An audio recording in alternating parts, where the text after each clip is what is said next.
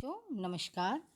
आज मैं आपको काव्यखंड के अंतर्गत सूरदास के पद समझा रही हूँ। सबसे पहले बच्चों मैं आपको सूरदास जी का परिचय दे रही हूँ। सूरदास जी का जन्म जो है 1478 में माना जाता है। एक मान्यता के अनुसार इनका जन्म मथुरा के निकट रुनकता या रेणुका क्षेत्र में हुआ, जबकि दूसरी मान्यता के अनुसार इनका जन्म स्थान दिल्ली के पास से ही माना जाता है। महाप्रभु वल्लभाचार्य के शिष्य सूरदास अष्टछाप के कवियों में सर्वाधिक प्रसिद्ध रहे हैं। वे मथुरा और वृंदावन के बीच गऊ घाट पर रहते थे और श्रीनाथ जी के मंदिर में भजन कीर्तन आदि किया करते थे। सन 1583 में पारसौली में इनका निधन हो गया। इनके 3 ग्रंथ हैं प्रमुख। पहला है बच्चों सूरसागर, दूसरा साहित्य लहरी और तीसरा है बच्चों सूरसारावली। में सूरसागर ही जो है सबसे अधिक लोकप्रिय रहा है। खेती और पशुपालन पहले भारतीय समाज का दैनिक अंतरंग चित्र और मनुष्य की स्वाभाविक वृत्तियों का चित्रण सूर की कविताओं में मिलता है। सूरदास जी जो हैं वात्सल्य और श्रृंगार के श्रेष्ठ कवि माने जाते हैं। कृष्ण और गोपियों का प्रेम सहज मानवीय प्रेम की प्रतिष्ठा करता है। सूर ने मानव प्रेम की गौरव गाथा के माध्यम से सामान्य मनुष्यों की हीनता बोध से मुक्त किया है, उनमें जीने की एक ललक पैदा की है। बच्चों इनकी कविता में जो है ब्रज भाषा का निखरा हुआ रूप है और चली आ रही लोकगीतों की परंपरा इनकी श्रेष्ठ कड़ी है। बच्चों इन पदों में सूरसागर के भ्रमर गीत से ये 4 पद लिए गए हैं। ये चारों पद बच्चे कहाँ से लिए गए हैं? सूरसागर के भ्रमर गीत से। कृष्ण के मथुरा जाने के बाद स्वयं ने लौटकर उद्धव के जरिए गोपियों के पास संदेश भेजा था। स्वयं नहीं आए थे कृष्ण, उन्होंने उद्धव के द्वारा ही गोपियों को संदेश भेजा था। उद्धव जो है निर्गुण ब्रह्म एवं योग का उपदेश देकर गोपियों की विरह वेदना को शांत करने का प्रयास किया। गोपियां ज्ञान मार्ग की बजाय प्रेम मार्ग को पसंद करती थी। क्या पसंद करती थी गोपियां? ज्ञान मार्ग की अपेक्षा प्रेम मार्ग को पसंद करती थी। इसी कारण उद्धव का शुष्क संदेश उन्हें पसंद नहीं आया, क्योंकि वो जो है प्रेम मार्ग पर चल रही हैं, तो उन्होंने योग मार्ग जो है ज्ञान मार्ग उन्हें बिल्कुल भी पसंद नहीं आया। तभी बच्चों वहाँ पर एक भंवरा आ पहुँचता है और यहीं से भ्रमर गीत का प्रारंभ होता है। गोपियों की ने भ्रमर के माध्यम से उद्धव पर व्यंग्य बाण छोड़े। पहले पद में बच्चों गोपियों की शिकायत वाजिब लगती है कि यदि उद्धव कभी स्नेह के धागे से बंधे होते तो वे विरह की वेदना को अनुभूत अवश्य कर पाते। दूसरे पद में बच्चों गोपियों की यह स्वीकारोक्ति की कि उनके मन में अभिलाषाएं मन ही मन में रह गई हैं। कृष्ण के प्रति उनके प्रेम की गहराई जो अभिव्यक्त की गई है। बच्चों तीसरे पद में उद्धव की योग साधना को कड़वी ककड़ी जैसा बताकर उनसे एक निष्ठ प्रेम की दृढ़ विश्वास पैदा करती हैं। और चौथे पद में बच्चों उद्धव को ताना मारती हैं कि कृष्ण ने अब राजनीति पढ़ ली है, क्योंकि वो राजनीति में आ गए हैं, अब वो नेता बन गए हैं। अंत में गोपियों के द्वारा उद्धव को राजधर्म प्रजा के हित को याद दिलाए जाना सूरदास की लोक धर्मिता को दर्शाता है। अब बच्चों हम पढ़ रहे हैं पहला पद और उसके बाद मैं इसकी आपको आसानी से व्याख्या समझा दूंगी। उद्धव तुम हो अति बड़ भागी, अपरस सनह रहत स्नेह तगाते, नाहिन मन अनुरागी, पुरिन पात रहत जल भीतर, तारस देह न दागी, जो जल महा तेल की गागरी, बूंद न ताको लागी, प्रीति नदी में पाऊ न बोरियो, दृष्टि न रूप परागी, सूरदास अबला हम भोरी, गुर चींटी जो पागी। तो बच्चों इसमें जो है प्रस्तुत पद में कृष्ण भक्ति के प्रमुख कवि सूरदास जी के द्वारा रचित सूरसागर में संकलित भ्रमर गीत से लिया गया है। इसमें जो है आपकी पाठ्य पुस्तक क्षितिज भाग 2 में संकलित है। गोपियां सगुण प्रेम पथ के मार्ग पर चल रही हैं।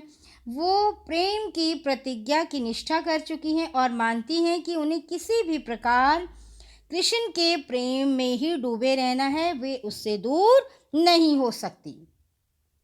गोपियां उद्धव की प्रेमहीनता पर व्यंग्य करती हैं कि हे उद्धव, तुम सचमुच ही बड़े भाग्यशाली हो, क्योंकि तुमने प्रेम के मार्ग में कभी प्रेम के बंधन में अपनी तरह से आपने युक्त नहीं किया। तुम पूरी तरह से प्रेम बंधन से मुक्त हो, अनासक्त हो। तुम्हारा मन किसी के प्रेम में नहीं लगा, तुमने कभी किसी से प्रेम ही नहीं किया।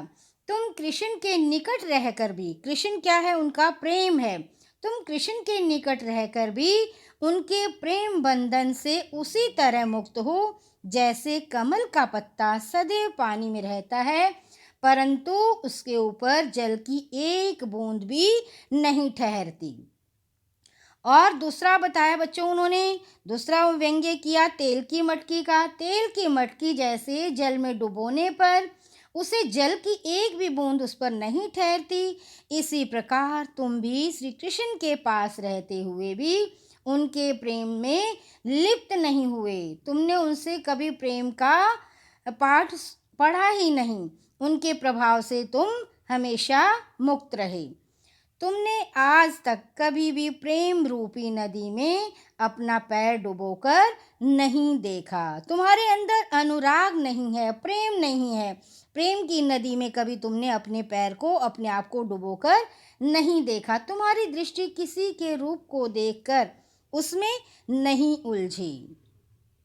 पर हम तो बहुत ही भोली भाली हैं, सीधी हैं। किस तरह से बताया उन्होंने कि ऐसी अबलाएं हैं कि हम कृष्ण को जो है गुड़ मान चुकी हैं, और जो है गुड़ मीठा है तो हमारा प्रेम भी जो है, जो हम चींटी हैं। अपने आप को क्या बताया बच्चों? गोपियों ने अपने आप को चींटी बताया है, और कृष्ण को क्या बताया? गुड़ बताया कि अपने प्रियतम कृष्ण की रूप माधुरी के प्रेम में हम उसी तरह से उलझ गई हैं जैसे चींटी गुड़ पर आसक्त होकर ऐसे चिपक जाती है, वह उससे नहीं छूटती। वो अपने प्राण ही त्याग देती है, लेकिन वो कभी गुड़ से दूर नहीं होती। तो बच्चों, इस जो पद है इसके आपको सभी जो शब्द हैं उनके अर्थ भी आपको समझ भी आ गए होंगे बच्चों। बड़भागी भाग्यवान होता है, अपरस होता है जिसमें कोई नीरस, कोई रस नहीं।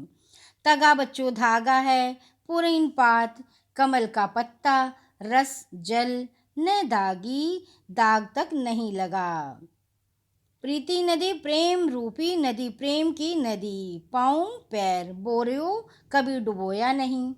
और परागी मुग्ध होना, भोरी भोली भाली, गुड़ चींटी जो पागी। जिस प्रकार गुड़ चींटी से लिपट जाती है, उसी प्रकार हम कृष्ण के प्रेम में, अनुराग के प्रेम से अनुरक्त हैं। पूरी तरह से हम प्रेम राग में डूबी हुई हैं, प्रेम के रस में डूबी हुई हैं।